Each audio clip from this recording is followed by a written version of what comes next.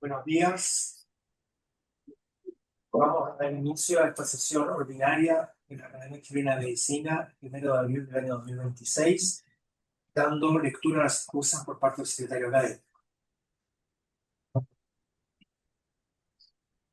Tenemos excusas de los académicos siguientes: el doctor Sergio Mesano, el doctor Arnoldo Quesada y el doctor Juan Gen.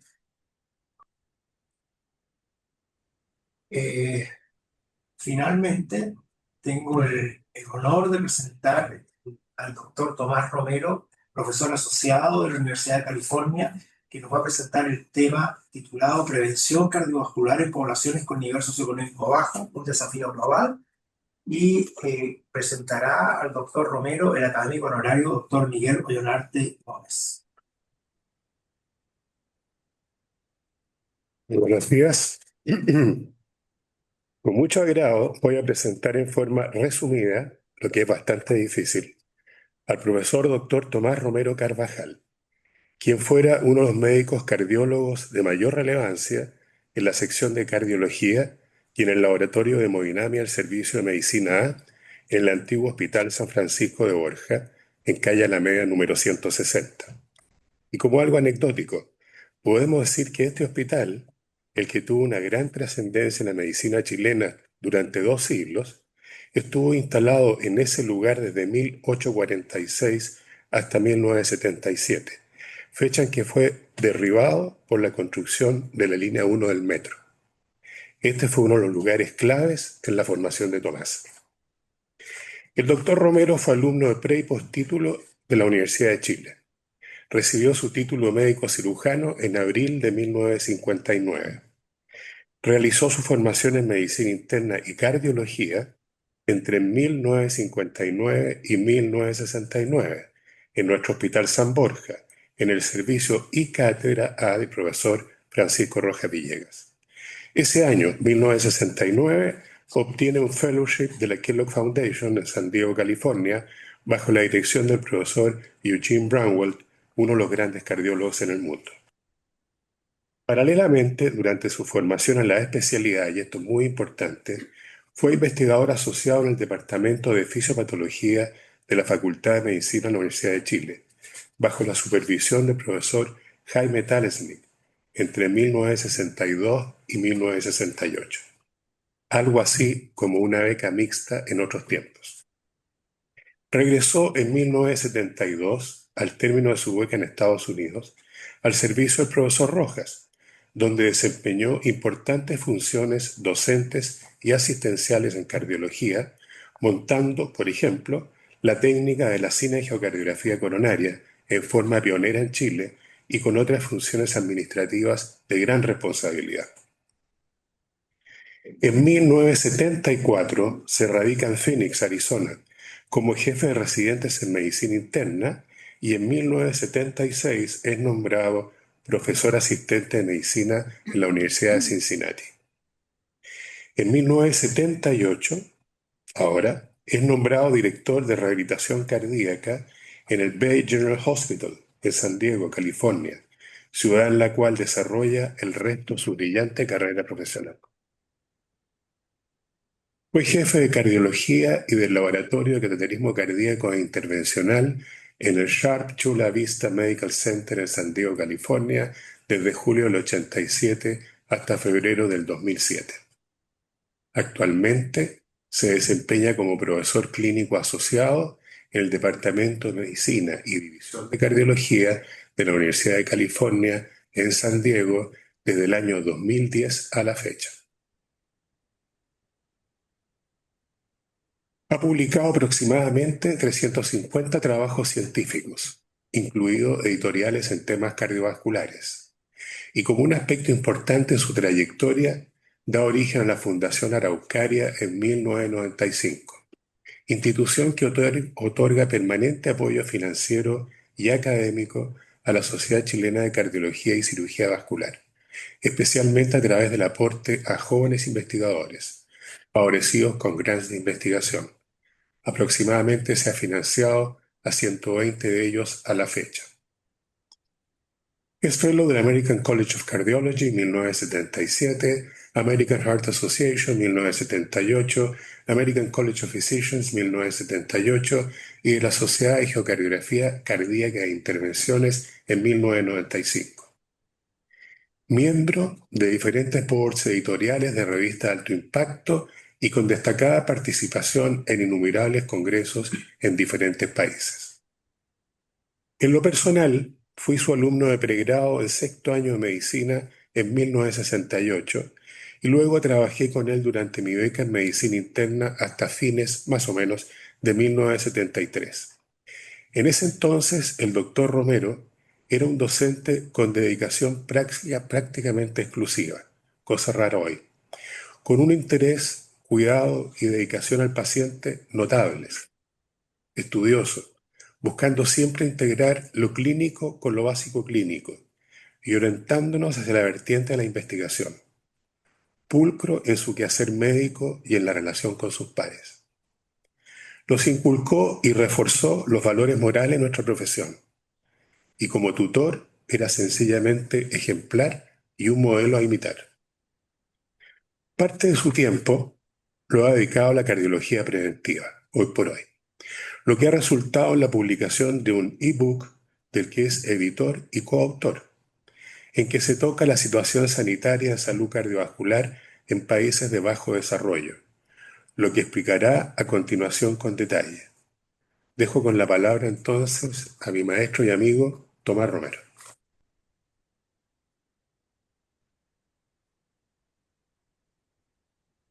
Bueno, muchas gracias por la invitación, que es realmente un privilegio para mí de estar en esta eh, sociedad tan importante en la medicina chilena como es la Academia Chilena de la Medicina.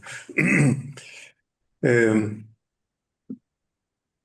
el tema que voy a abordar realmente es un tema que de hace muchos años que nos viene interesando, persiguiendo prácticamente.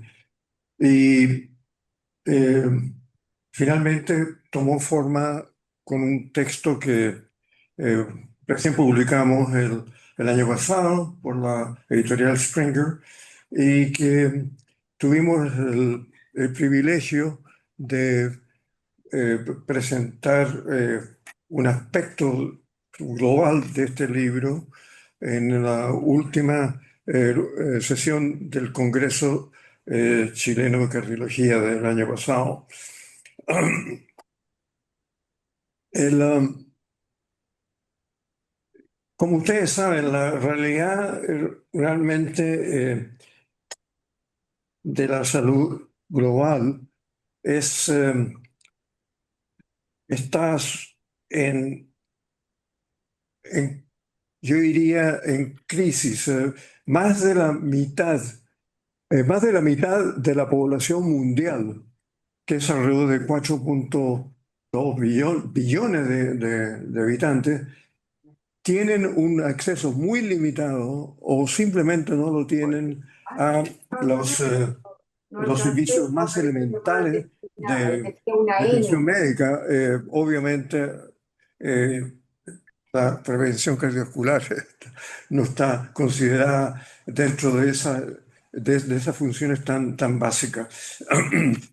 Eh, y esta realidad de alguna forma nos motivó a crear esta publicación con la ayuda de muchos que voy a mencionar más tarde, para realmente llamar la atención de lo que está ocurriendo en el resto del mundo. O sea, estamos muy contentos nosotros con nuestros sistemas de salud, etcétera, tenemos forma de acceder a ellos, pero la mitad de nuestros eh, cohabitantes del globo no tienen posibilidad de ningún tipo de rehabilitación, obviamente, o de tratamiento apropiado por sus problemas cardiovasculares. Como ustedes saben, hay muchas publicaciones en textos y en ensayos, revistas, etcétera, sobre la prevención cardiovascular y muchos de ellos son de muy buena calidad y obviamente están apoyando un servicio importante a la población. Pero ¿a qué población están apoyando? A la población que realmente tiene acceso a ese tipo de, de servicios médicos y que han excluido la gran cantidad de- de personas que están completamente fuera del sistema. En nuestro texto justamente intentamos precisamente proponer medidas que pudieran ser utilizadas en poblaciones de muy bajos recursos y para lograrlo tuvimos la fortuna de poder contar con la colaboración de eh, expertos que están activos en el terreno de la prevención cardiovascular en muchas regiones del mundo. Dentro de estos colaboradores en nuestro texto, la lista está aquí puesta. Obviamente, solamente por el problema de espacio no tuvimos posibilidad de poner todos los coautores de cada capítulo que están incluidos. Eh, Aquí está el doctor Ogola de la África subsahara. Tenemos al doctor Prabhakaran, que es muy conocido como epidemiólogo de Nueva Delhi, de la India. Tenemos la doctora Yang Yu, de la Universidad de Hong Kong, también con mucha actividad en la prevención cardiovascular. Y encabeza la lista eh, Sidney Smith. Sidney Smith Jr., que estoy seguro es muy conocido de todos ustedes, porque ha estado en Chile muchas veces y por todas sus publicaciones internacionales de guías de manejo de factores de riesgo, tratamiento de ellos, etcétera, etcétera. Bueno, con Sidney coincidimos en San Diego, California, por muchos años compartiendo actividades cardiológicas comunes en el Sharp Healthcare, al cual pertenecíamos nosotros dos, y la universidad, la Escuela de Medicina de la Universidad de California en San Diego. Y con muchas oportunidades con Sidney hablamos de la necesidad de realmente crear un llamado, un diapasón que tuviera algún efecto en mejorar la atención y la prevención en aquellos que realmente no tenían acceso a ella. Y bueno, hablamos incluso de la idea de elaborar un texto. Y después de muchos años, Sidney emigró hacia la Universidad de North Carolina, fue ofrecido un puesto como en el faculty allí y poco a poco nos fuimos distanciando, cada uno tomó su camino, siguió con su camino. Bueno, y 2 años atrás, la idea de este texto surgió de nuevo en mi cabeza y yo dije, voy a llamar a Sidney. Lo llamé y él me dijo, encantado, me encantaría ser coautor contigo de este texto que hemos soñado con él, qué sé yo. Y al día siguiente me vuelve a llamar y me dice, mira, Tomás, ocurre que en la Universidad de North Carolina no permite que un faculty member sea productor o coautor de un proyecto de este tipo, al menos que sea promovida por la Universidad de North Carolina, lo que obviamente no era el caso. Así que me dijo, mira, yo lamentablemente no voy a poder ser parte de la coautoría de este texto, pero sí podría contribuir escribiendo algunos de los capítulos y por suerte tuvimos el privilegio de que escribió el capítulo sobre hipertensión, que realmente es de gran importancia. Eh, bueno, y también tuvimos la fortuna de tener colaboradores nacionales y la lista de ellos está allí. Todos son muy conocidos de ustedes, son grandes contribuidores en sus respectivos campos y que tienen un interés y una proyección dentro de la prevención cardiovascular por aspectos de cada uno de ellos. Encabezan esta lista Carolina Nasal y Fernando Lanas, que tuvieron la gentileza de ayudarme como coeditores en varios de los capítulos que se incluyeron en este texto. Y bueno, el World Bank hizo un esfuerzo de clasificar,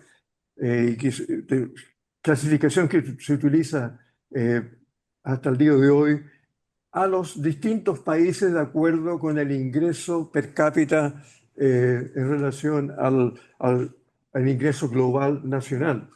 Y arriba están low income countries, los dos grupos con más bajo ingreso, que es la gran mayoría de los países del mundo en este momento. Y abajo está algo que es de interés comentar, que aquellos de alto ingreso son los que están por encima de $14.000 per cápita de ingreso por año. Y Chile, curiosamente e interesantemente, es un país que es considerado como un país de alto ingreso. Pero ¿qué pasa? Ese alto ingreso sobre 14 millones de dólares, $14.000, perdón, por año, obviamente no es la realidad que conocemos nacional. La mayoría de una gran parte importante de la población están por debajo de esos $14.000 por año.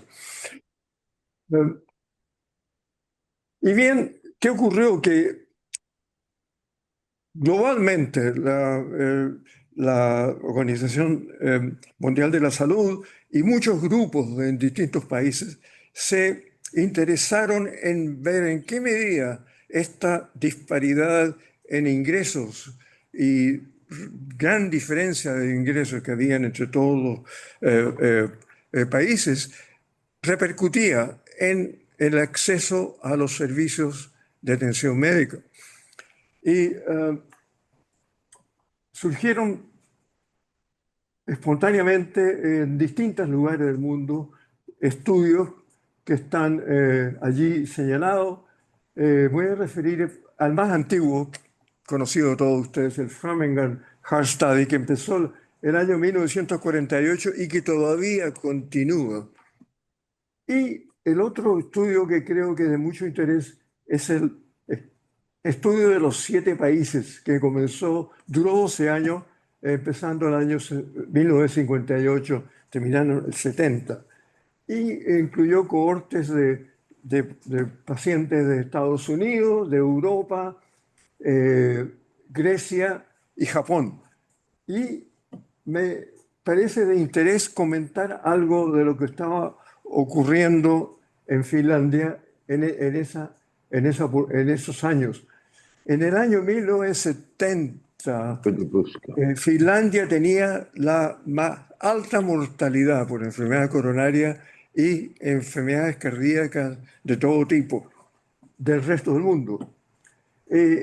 A un grupo de epidemiólogos finlandeses encabezados por Pekka Puska, que quizás conocen ustedes, creo que ha estado en Chile en uno de los congresos por lo menos, decidieron estos epidemiólogos hacer un estudio piloto. Escogieron la región de North Karelia de Finlandia, que es la parte más alta de una de las partes más altas del país de Finlandia, y que tenía en esa época incluso la peor mortalidad por enfermedad coronaria.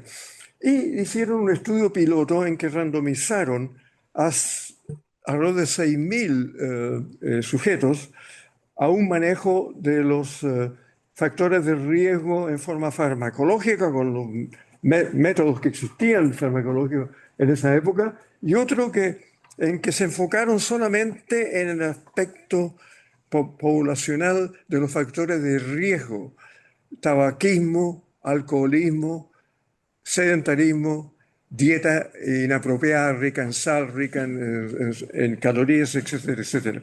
Y al cabo de 5 años vieron que había pasado con esta mortalidad. Bueno, el grupo manejado farmacológicamente tuvo una reducción de la mortalidad al cabo de 5 años de 33%, muy respetable, pero obviamente no de gran espectacularidad. El grupo poblacional, manejando los factores de riesgo que mencioné, tuvo una reducción de la mortalidad coronaria y por factores cardiovasculares de 70%, cayendo por debajo de la mayoría de los países europeos de esa época y de Estados Unidos. ¿Qué pasó? Bueno, Finlandia, por supuesto, tomó este proyecto piloto y lo proyectó a todo el resto del país. El año 1990, Finlandia tenía una mortalidad por 70%, o sea, prácticamente calcada del proyecto piloto. Bueno, ¿qué ha pasado? Algo que funcionó en Finlandia, hagámoslo en todo el mundo y además agreguemos toda la medicina que podamos tener ya en esa época. ¿Y qué ha ocurrido en los últimos 25 años? A partir de 1990, la prevalencia, que era de 271 millones de enfermedad cardíaca, coronaria, arterial periférica, cerebrovascular, 271 millones, subió en 2019 a 523 millones. Entonces, ¿qué es lo que está pasando? ¿Qué es lo que no está funcionando? Bueno, ¿qué ocurre? El hombre de Vitruvio de Leonardo nos da una imagen de por qué estas cosas no están pasando. No están ocurriendo como queríamos que ocurrieran. Ocurre que el ser humano, estamos todos sujetos a influencias en nuestra salud de distintos ambientes: el ambiente natural, el ciclo de día a noche, las estaciones, invierno, verano, la altitud en que vivimos, la latitud y el acceso a espacios verdes. Todo eso influye en nuestra salud y todo eso lo sabemos. ¿Qué otro factor también está influyendo en nuestra salud? El ambiente social. Y aquí viene la urbanización como uno de los grandes adelantos y al mismo tiempo peligros que han ocurrido en todos estos últimos años, en que el desarrollo de las ciudades ha desconocido una serie de aspectos que son realmente graves de controlar, como es la polución. El hecho también de que mucha de esta urbanización ha hecho que muchos de los pobladores no tengan oportunidades de caminar, de hacer ejercicio, etcétera, etcétera, etcétera. También son de importancia las redes sociales, por supuesto, de todo tipo, conexiones de un tipo o de otro, con organizaciones de tipo sanitarias, etcétera, etcétera. Y lo socioeconómico, que ya lo describimos anteriormente y que obviamente tiene una influencia importante en el acceso a la atención médica. Y la otra parte, que es a la cual nos referiremos en lo que falta de nuestra presentación, es el ambiente nuestro, el ambiente que depende de ti, de mí, de las decisiones que tomamos sobre actividad física, las decisiones que tomamos sobre lo que comemos y las oportunidades y opciones que tenemos sobre la alimentación, que no es igual obviamente en todos, y enseguida las decisiones que tomamos personalmente para usar elementos tóxicos como el alcohol, tabaco y uso de drogas. Así que entraremos a hablar de este aspecto individual que es realmente el que podemos nosotros directamente controlar. Eh, lo que viene ahora es un comentario sobre el ejercicio físico. Hay un estudio que quizás ustedes lo conocen, probablemente que duró 30 años y que terminó recién el año 2018. Incluyó sobre 150.000, algo así, de sujetos que fueron incluidos en este estudio.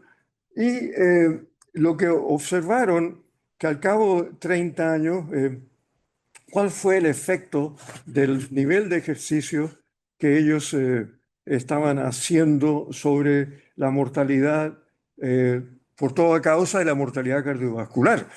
Bueno, ocurrió que al cabo de estos 30 años, los individuos que escogieron hacer una actividad liviana de caminar y ejercicios de gimnasia suaves, fueron comparados con los que adoptaron una actitud de actividad física vigorosa, jugar tenis, trotar, nadar, etcétera, etcétera, etcétera.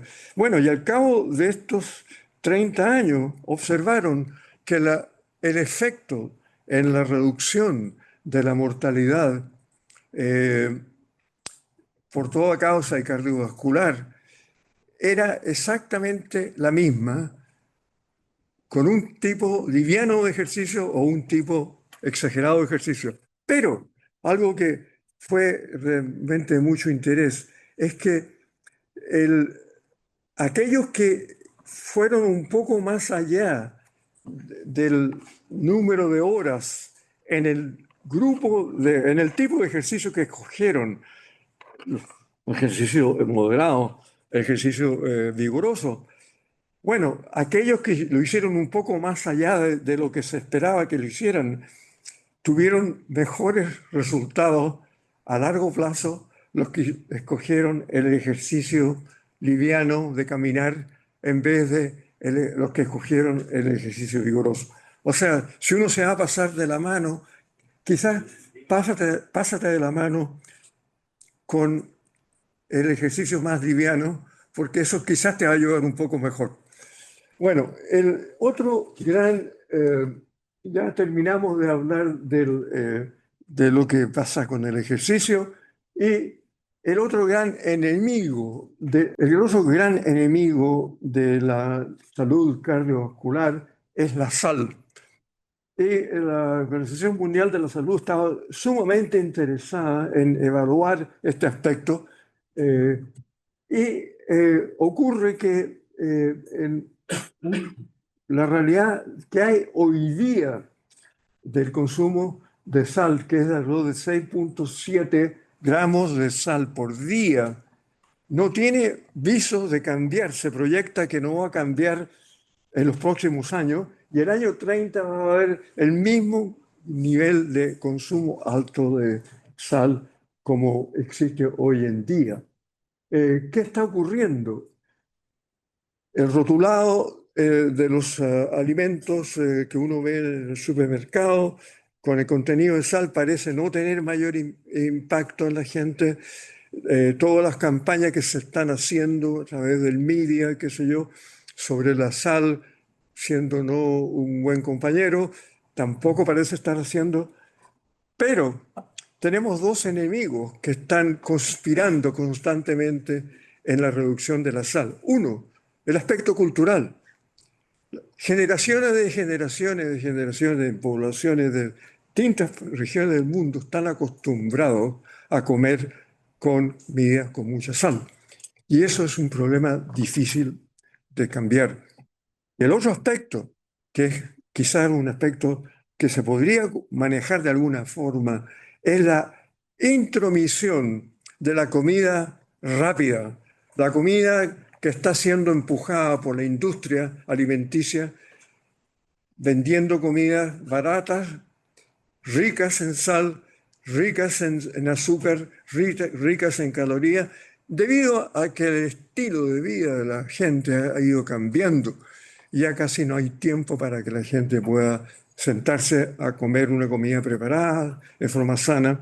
Y además por el costo que estas compañías de comida rápida pueden absorber y que no lo pueden absorber el ciudadano común y corriente muchas veces.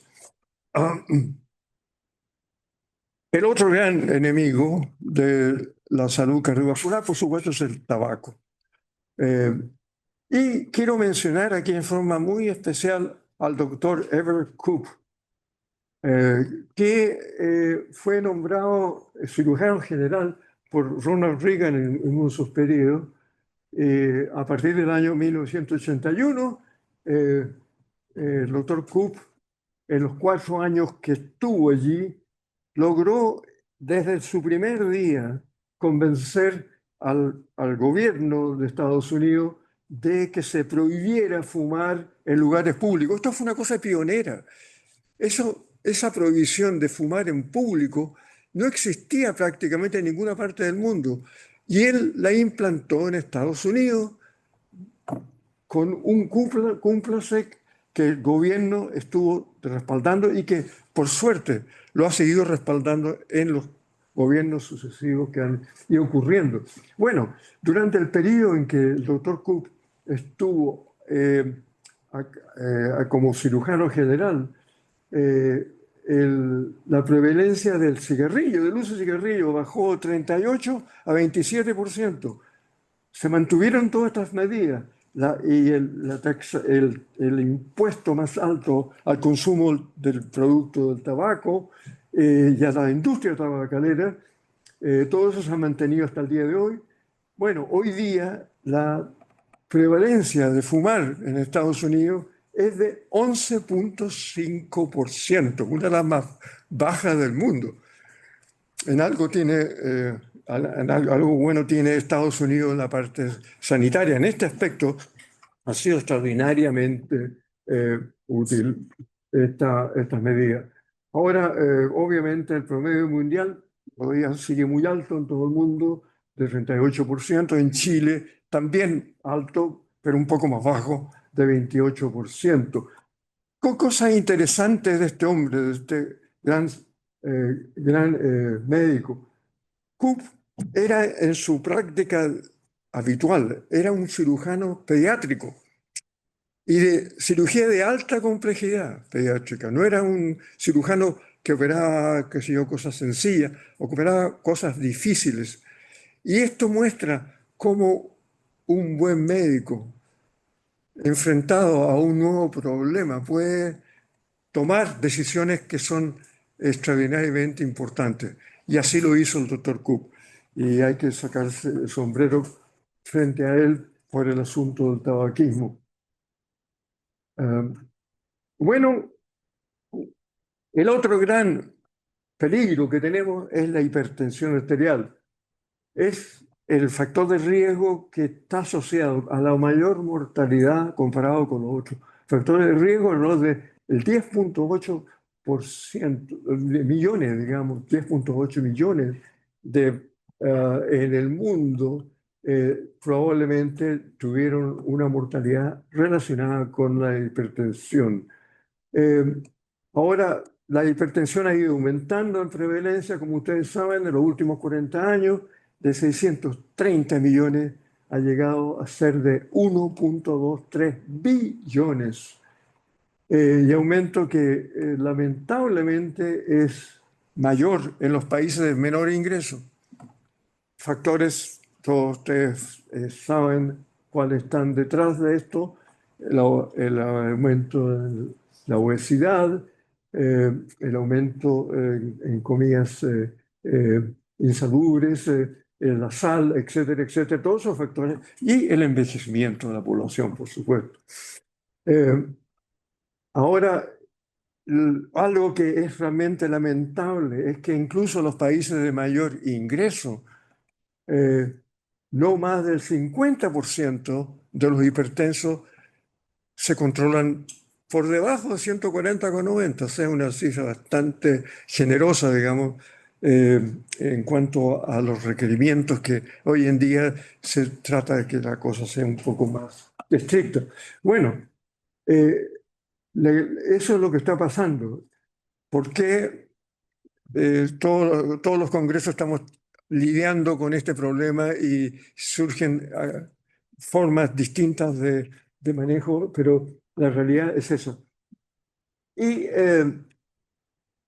el gran temor que existe global es que el 10% de los países de ingresos limitados, solamente el 10% logra controlar la hipertensión. Gran problema mundial de salud que tendremos que en algún momento mejorarlo.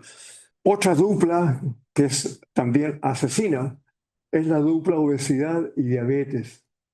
En adultos, globalmente el sobrepeso es de 40%, globalmente en todo el mundo, y la obesidad 30%. En los niños, respectivamente, es de 35 y 12%. La prevalencia de diabetes en los adultos fluctúa entre 6 y 16%, pero se estima que quizás un 35% de los diabéticos en la población no han sido identificados. Gran problema.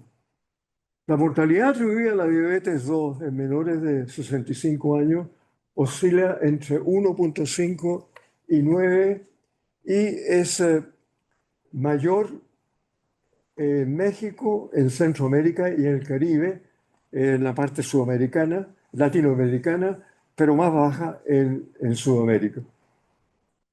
Bueno, aquí tengo al mi maestro, el profesor Bramwell, a quien le debo el privilegio de haberlo tenido como uno de los mentores en mi formación como cardiólogo.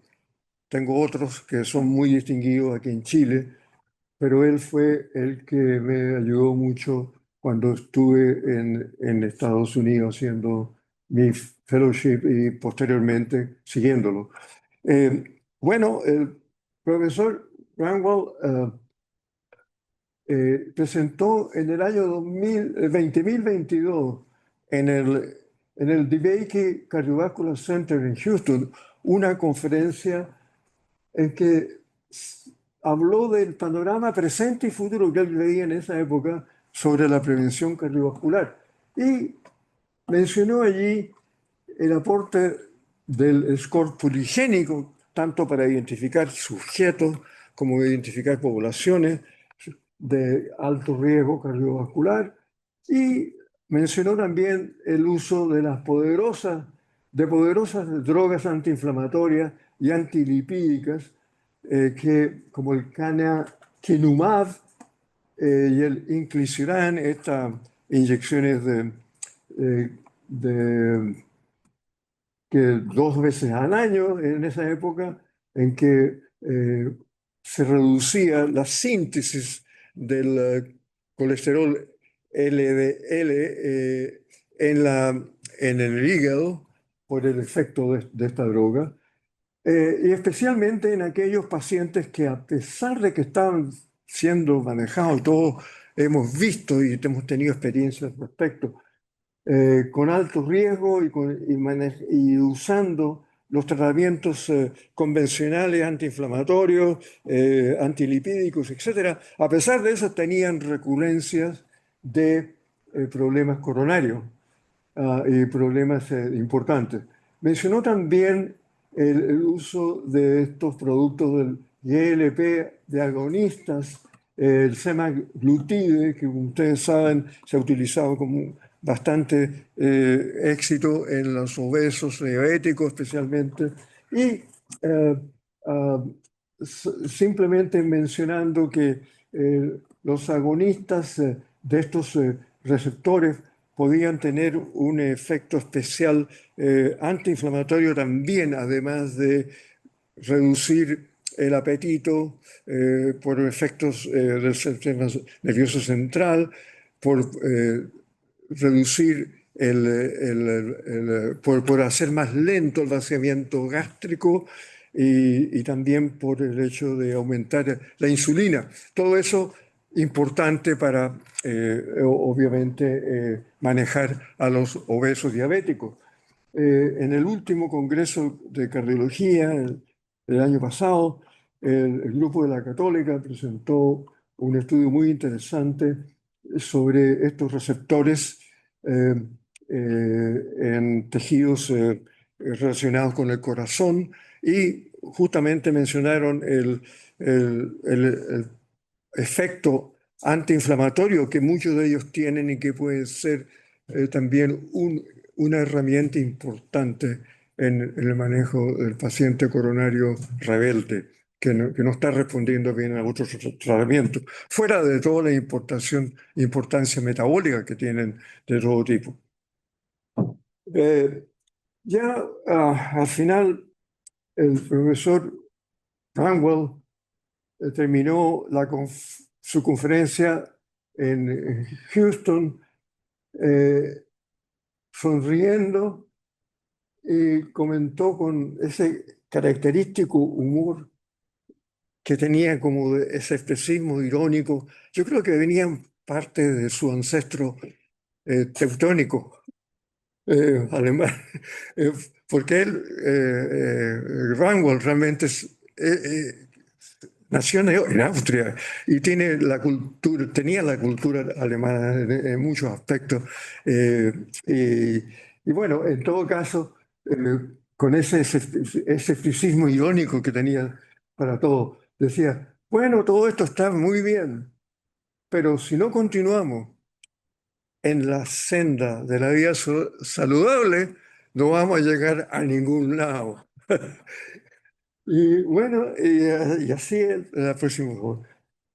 Así terminó su conferencia, el profesor Rangwell.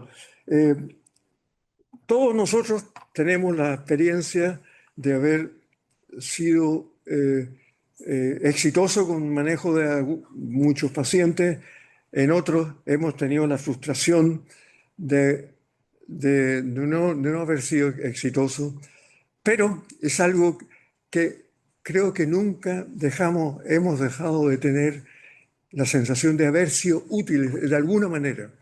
Y esto lo canta justamente nuestra poetisa, la gran poetisa, en este poema, en que dice, bueno, existe la belleza en las condiciones de estar sana y toda la macana, pero existe la enorme alegría de ser útiles. Y eso es lo que creo yo que define el fondo al médico hoy en día. La última, por favor.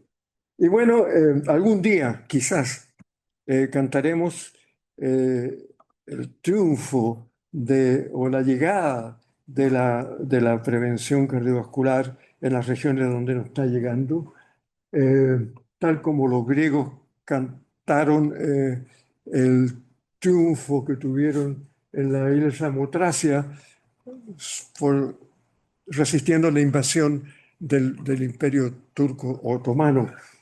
Y esta estatua que surgió en conmemoración a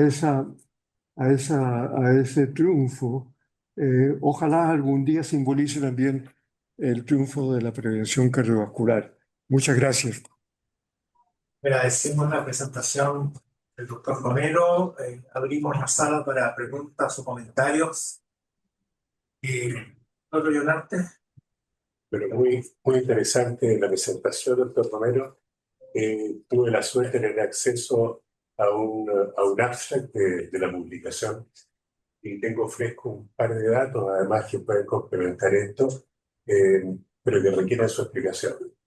Me refiero a que también dentro de Norteamérica, y específicamente en Estados Unidos, hay bolsones o zonas en que el ingreso per cápita en el año es inferior a $6.000. Y entonces mi pregunta va a lo siguiente. Esa población desmejorada, con ese bajo ingreso, no sé si se puede explicar por qué están así, pero solamente se puede atribuir al problema de estos factores de riesgo más descontrolados en ellos, o existe un factor genético, por ejemplo, raza negra, nativa, etc. Es interesante la pregunta, Miguel.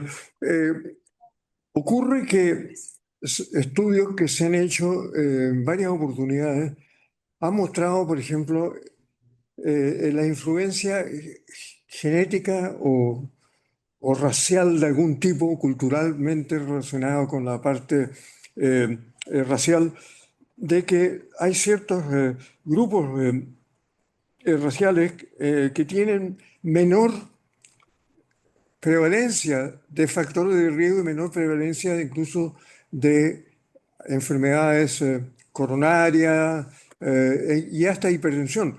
Uno de ellos son los hispanos. Los hispanos comparados con los afroamericanos y con otras culturas que existen del África del Medio Oriente, los hispanos tienen una cierta protección de algún tipo, mágica, no sé, realismo mágico. Bueno, la cosa es que hay cosas de ese tipo. Ahora, sin duda que hay grupos culturalmente que tienen una predisposición a la obesidad eh, por la forma como comen o los estilos de vida, como son los afroamericanos. La obesidad y la hipertensión es muy alta en la población afroamericana. ¿Es genético o cultural? Una mezcla de las dos cosas, no sé. Pero eso existe y se está haciendo toda clase de esfuerzos. Se han hecho miles de ensayos de un tipo, de otro, qué sé yo. Pero la realidad es que la obesidad sigue aumentando, la hipertensión sigue aumentando y no estamos viendo todavía la luz al final del túnel, desgraciadamente. Doctor Jair, Muchas gracias, doctor Romero. Es un gusto tenerlo acá.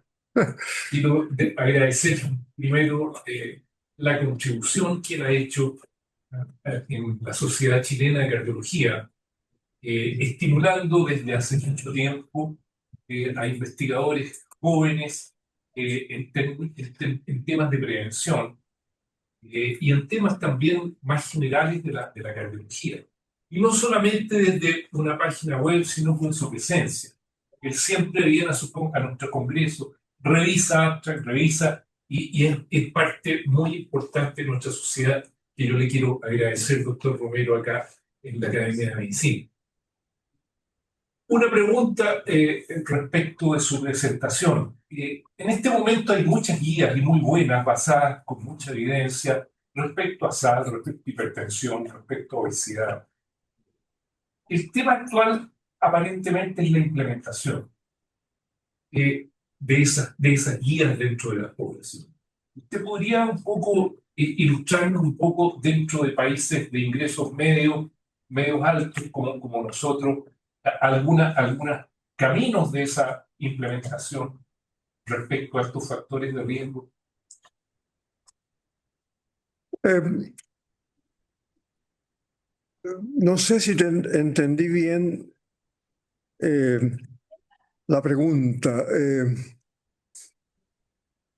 El interés tuyo es ver si existe algún factor socioeconómico dentro de esto o es un factor sociocultural que esté separando, digamos, a la población en una dirección u otra en relación a la prevención.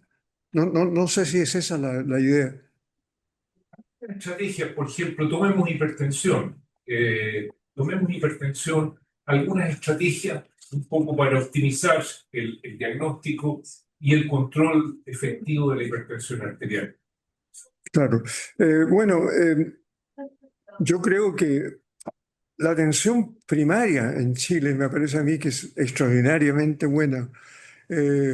Existen estos CESFAM donde la población está asignada y donde se le puede controlar la presión arterial de forma periódica y obviamente allí está el centro donde debe estar el manejo de la hipertensión. No hay que mandarla al cardiólogo, no hay que mandarla al especialista en enfermedades renales, ahí, el médico primario es el que debe manejar ese aspecto y tiene todos los medios para hacerlo. Eh, Ahora ocurre que hay gente que tiene acceso a otros niveles de atención, atención privada, etcétera, etcétera. Y en ellos, obviamente, el problema es el éxito que esos individuos tengan en abstenerse de las cosas que están alterando su respuesta hipertensiva.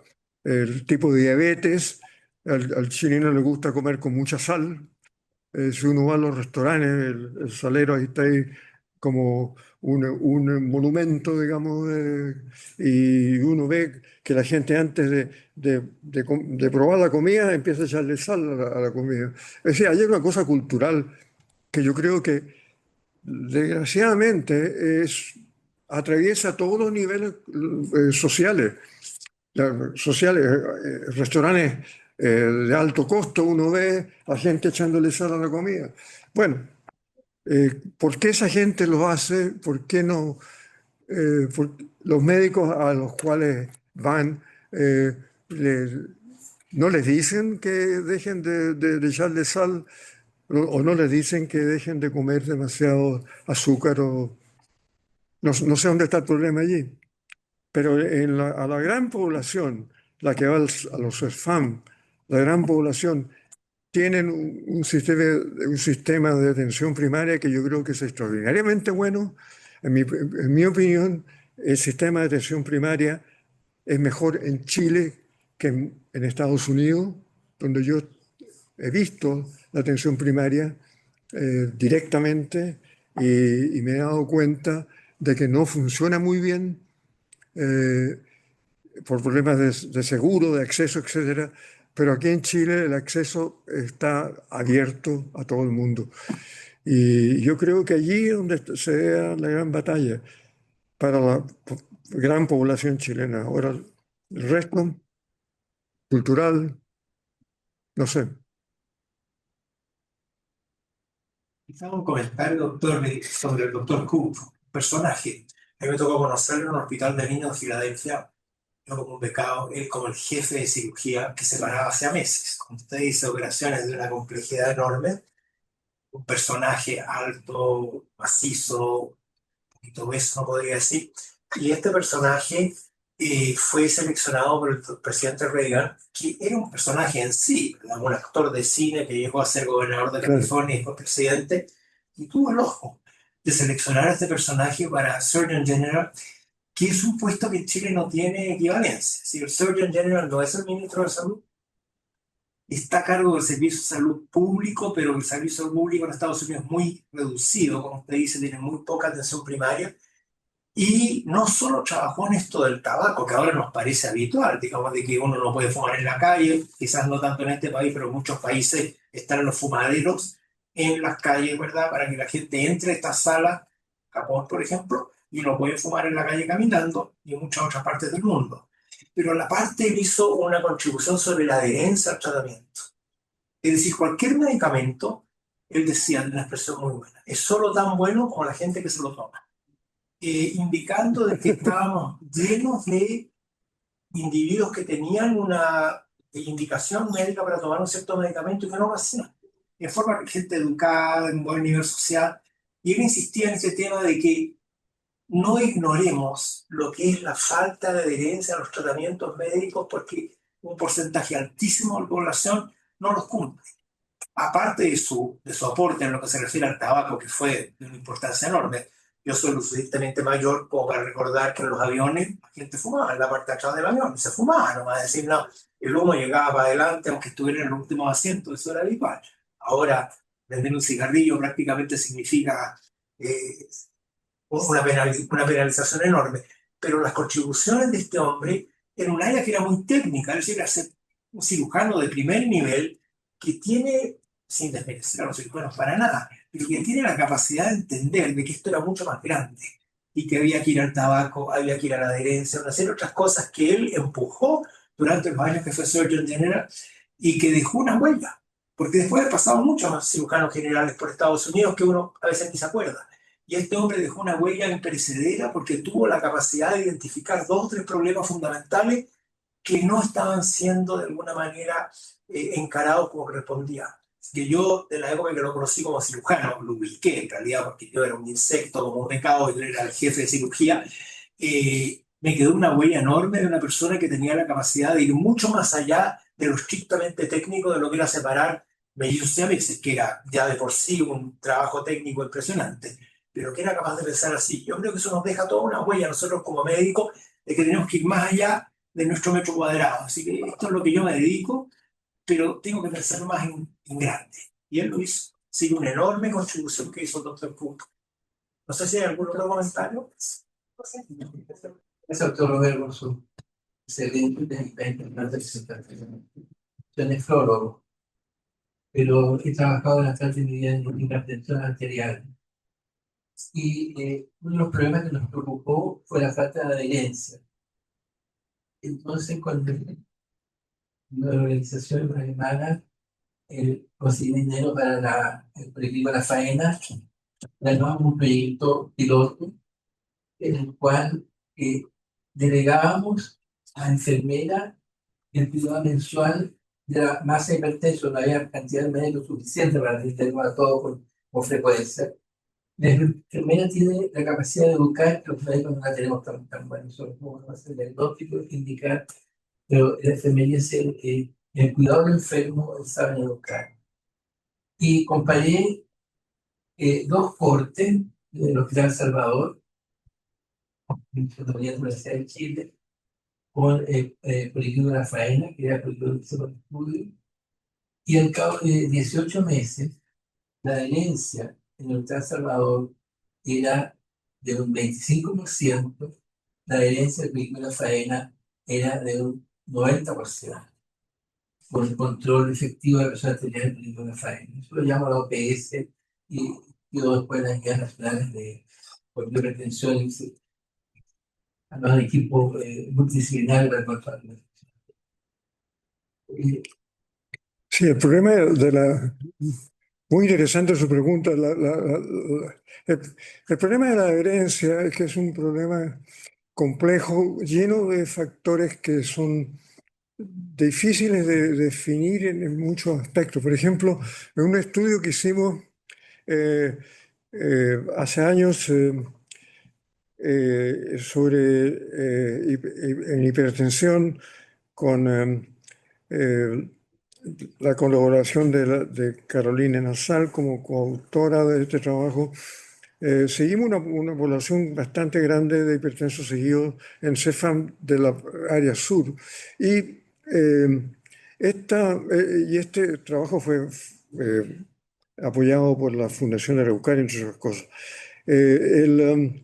Lo que se vio es que los hombres son los que tienen peor adherencia comparado con las mujeres. Hay un factor claramente relacionado con el género. Otra cosa que también llamó la atención es que la adherencia, paradójicamente, por lo que uno pudiera esperar, es mejor en pacientes que tienen problemas médicos más complejos. Por ejemplo, los diabéticos que toman varias medicinas muchas veces, eran los que mejor cumplían el tratamiento antihipertensivo. O sea, hay como una cultura relacionada con la visión que el mismo paciente tiene en su problema, de que cuando ven que es más complejo su problema, quizás son más cuidadosos en tomar las medicinas. O sea, hay una serie de factores bien difíciles de precisar. El aspecto socioeconómico tampoco nos pareció que influía mayormente. No vimos en ese estudio que la gente con un mayor ingreso tenían mejor o mayor educación, tenían mejor respuesta a la adherencia que aquellos que tenían un nivel socioeconómico en ese aspecto un poquito inferior. No hubo una gran diferencia, pero sí los otros factores. Doctor Wolf. Perdón. Gracias. Muchas gracias por la conferencia, doctor. Me parece muy interesante. Me sorprendió el hallazgo del ejercicio. Creo que encontraron después de todo ese tiempo de seguimiento en relación al ejercicio violento, importante, versus el ejercicio moderado. Y a mi gusto, por lo menos, contrario a lo que uno esperaría. ¿Hay una explicación sobre todo eso?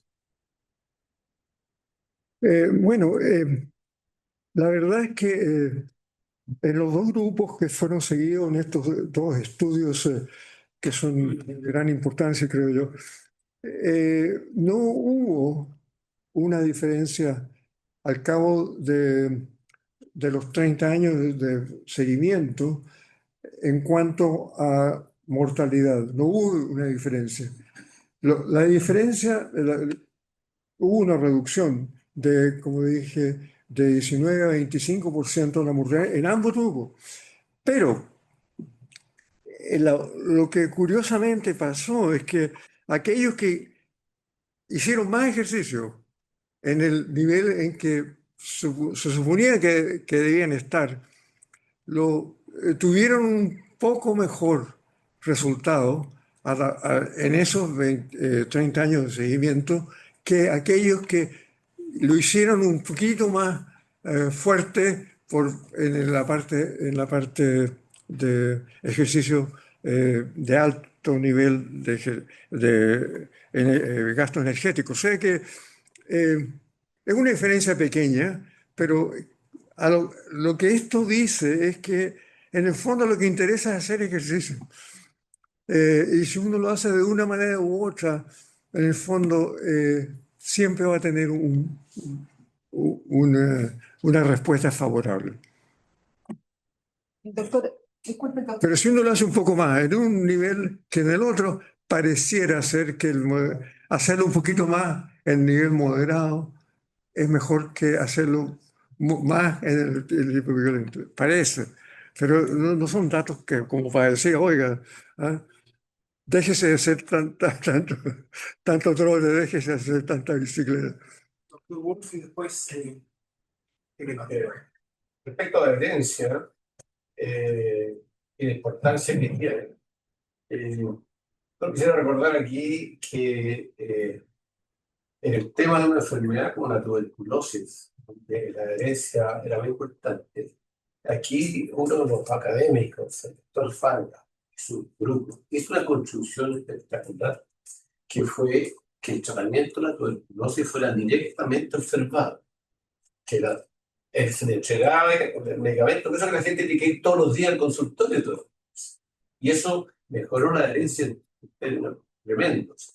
Y recuerdo que hará unos 10 años salió en el New England como un nuevo enfoque de tuberculosis. DOT, Direct Observed Therapy. En Chile se hacía desde hacía 30 años. En VIH es lo mismo, se requería una terapia que se cumpliera absolutamente, el 95% de la terapia. ¿No? Si era menos, era mejor que fuera muy poco, porque si uno cumplía un 70% se producía resistencia, si uno tomaba el 20% no se producía resistencia. Y a lo que voy con esto es que también la industria farmacéutica puede contribuir con desarrollando medicamentos. Con el modelo de VIH, medicamentos que tenían lo que se llamó forgiveness, el perdonar, que permitiera que no se requiriera que se tomara todos los días, ¿no? Que se tomara 5 veces a la semana y a obtener efecto. Y yo creo que también ahí hay que trabajar en medicamentos que tengan esta capacidad de permitir los olvidos que son naturales. Yo no sé si en terapia cardiovascular también se trabaja en esa línea de que los medicamentos tengan un efecto post, ¿cierto? De posterior, como los antibióticos, que permitan que haya una continuidad terapéutica. ¿Un comentario? Bueno, claro, como el doctor Gangwald decía, riéndose siempre decía, bueno, las pastillas no hacen efecto dentro del frasco, o sea, bueno, ¿por qué la gente no toma la medicina? Es un problema. Algunos creen que les baja la libido y el interés sexual, cosas de ese tipo, y otros piensan, qué sé yo, que son venenos, digamos, y que se van a envenenar. Hay percepciones de otro tipo. Pero es la función del médico primario el que tiene que decirle, mire, déjese de pensar de cera. Sí, quería preguntarle al doctor Romero, que también es fisiopatólogo y también estuvo con el doctor Talenic. Bueno, ¿qué opina sobre los factores ambientales? La influencia de los factores ambientales, por ejemplo, la contaminación por cadmio, la misma temperatura o la contaminación por monóxido de carbono que podría precipitar o tener una influencia en lo que estamos conversando. Bueno, factores ambientales, hablamos un poco de la altura, de la altitud. Eh, Se sabe, por ejemplo, que la gente que vive en altitudes mayores pueden tener mayor propensión a tener problemas cardiovasculares, digamos, quizás relacionado con hipertensión pulmonar, ese tipo de cosas.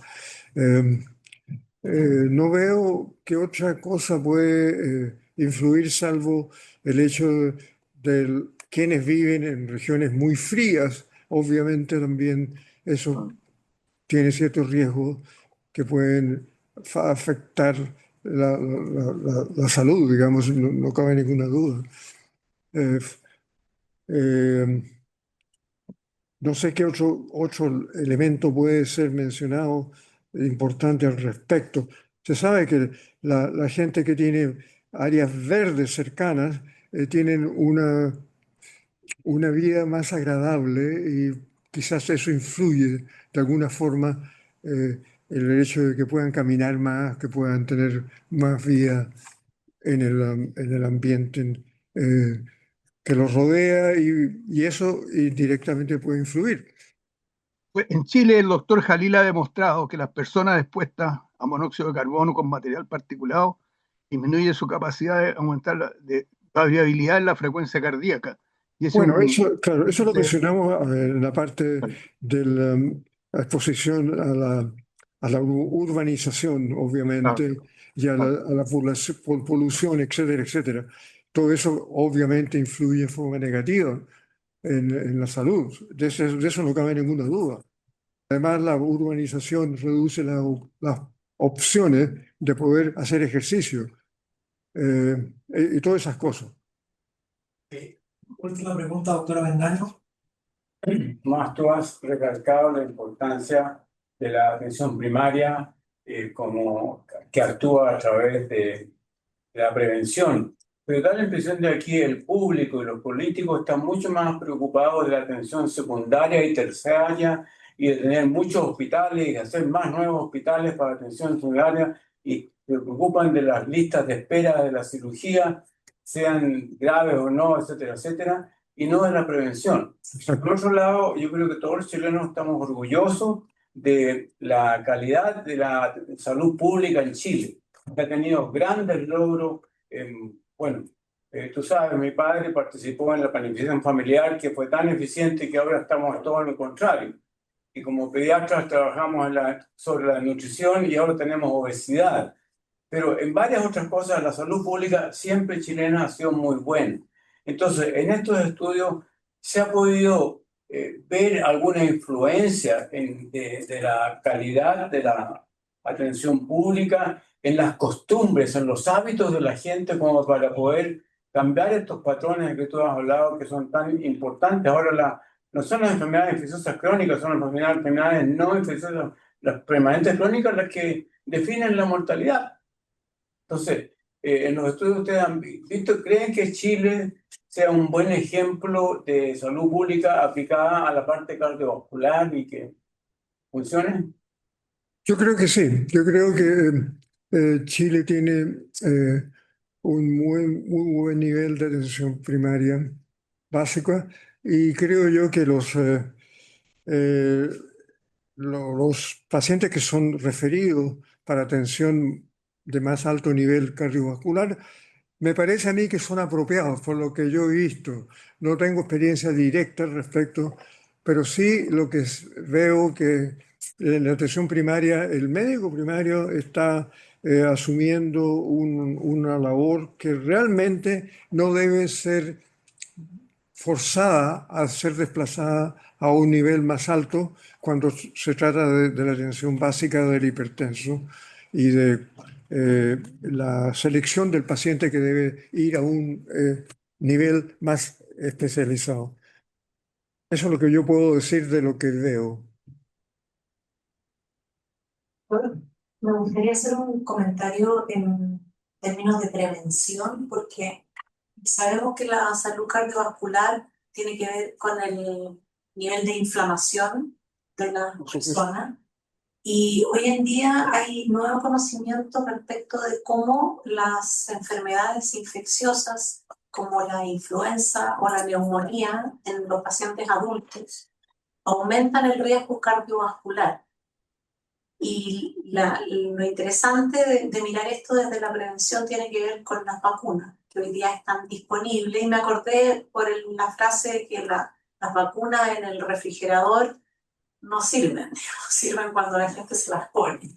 Pero hay datos muy interesantes recientemente publicados sobre cómo la vacuna de influenza y la vacuna contra neumococo en las personas mayores de 60 años disminuyen el riesgo cardiovascular, porque el tener estas enfermedades, además de la infección aguda, provoca un estado de inflamación crónica que aumenta el riesgo cardiovascular. Entonces, algo tan simple como vacunarse contra enfermedades que la población puede encontrar cotidiano, disminuye el riesgo cardiovascular. No sé qué opinión tiene al respecto.